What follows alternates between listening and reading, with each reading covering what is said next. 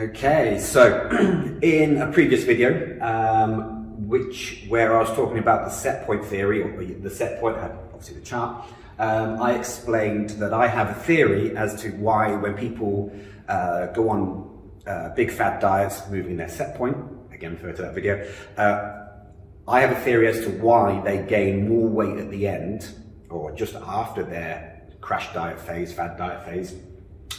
So this is where I'm going to explain my theory and why I believe it.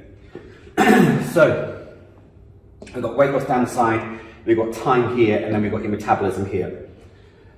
So as people lose weight, it's never going to be a straight line. There's always going to be little plateaus from what we experience. A little plateau, make an adjustment, little plateau, make an adjustment. Now, that's kind of how we do it here, whereas most people, they're very aggressive and it literally can go like that. Now, that might look like an amazing line. Actually, that should have been a lot steeper. When they drive their calories down here, so this weight loss plus calories, when they drive their calories down so aggressively, they are going to struggle to sustain it. Again, something that you might have experienced, you might have seen it, where when you drive your calories down so low, cognitive function stops, depending how long as well. Some women fall into what's called amenorrhea, which is the halting of the menstrual cycle, which is where so little calories are coming in, the menstrual cycle doesn't have enough energy or calories to perform its function, so it just switches off. Obviously, again, when that happens, we have to get hold of that nutrition cycle again, and the menstrual cycle again, by bringing the calories up in a controlled manner. So when we lose weight, our metabolism naturally slows down, which isn't a bad thing, it's just how the body works. Now, if you drive your calories down and then you get to a desired weight, or you hit a bad point and you struggle to sustain that diet, most of the time you'll go back to your set point, your old ways of eating, so your calories will come back up again.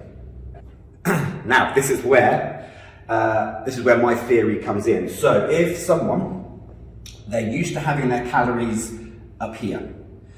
So for example, there is a BBC documentary. I don't typically like TV shows or TV documentaries about nutrition. I call them mockumentaries because 99% of the time they always have a biased outcome. Whereas there's one or two shows that I've seen over the last 20 odd years that actually prove a good point. So one of them is a BBC documentary where there's a lady, she doesn't understand why she's not losing weight. She says she's been on all the diets under the sun. You might be experiencing this as well, where she just believes that she's got a slow metabolism because none of the diets have worked. So they took her to a lab, they got her tested for her metabolism, and her metabolism was fine.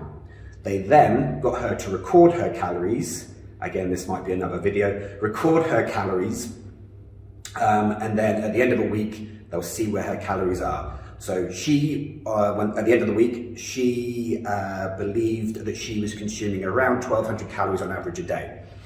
What they'd done was they gave her water, which is called W-labeled water, which is probably the only best way to see how many calories you're consuming and how many calories you're expending. So what this showed was that she believed that she was eating around, she believed that she was eating around 1,200 calories a day on average. What she was actually consuming was around 3,000 calories a day on average. So you can see the big gap here. And in a lot of studies that I've browsed over and looked at other people looking at all these other studies, typically there's a 30–40% difference on average with what people track to what they actually consume.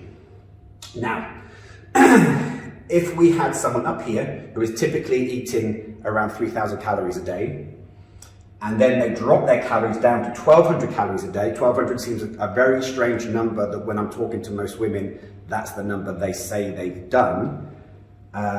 It's very strange because it's the same number every time. Then the metabolism, the weight will come off, So use another pen. So they will lose weight. Okay, and then their metabolism will come down as well, which again is a natural process of the body. If your body's carrying less weight, it requires less energy and all those other things.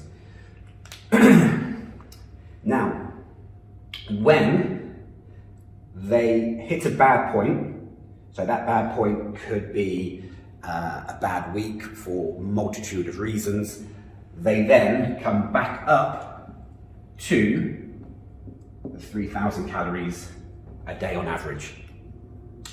So as you can assume, you're going to put the weight back on again. But this is where I believe, my theory, how and why people gain more weight after a diet than when they started. So it's here. So you've got your metabolism that's come down because you've lost the weight, and then all of a sudden you've gone back to your old ways of eating, your set point. Your calories being consumed has increased, but your metabolism hasn't got used to that yet.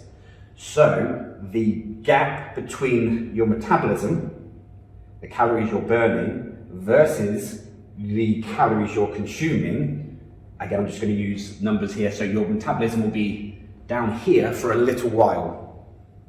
So the gap between what you're burning to what you're consuming is slightly greater than when it was at the beginning, because your metabolism was up here. It's gone down because of the weight loss. You've increased your calories coming in, but your metabolism hasn't adjusted to these new calories. So again, for a short period of time, the difference between your metabolism burning the calories to the calories being consumed is slightly greater, which is where I believe people who have come off an aggressive diet, a fad diet, who put on a little more weight than when they started, I believe this is the reason why. So again, going back to the previous video, the Setpoint Theory video does go in line with this. So I hope that's helpful for you.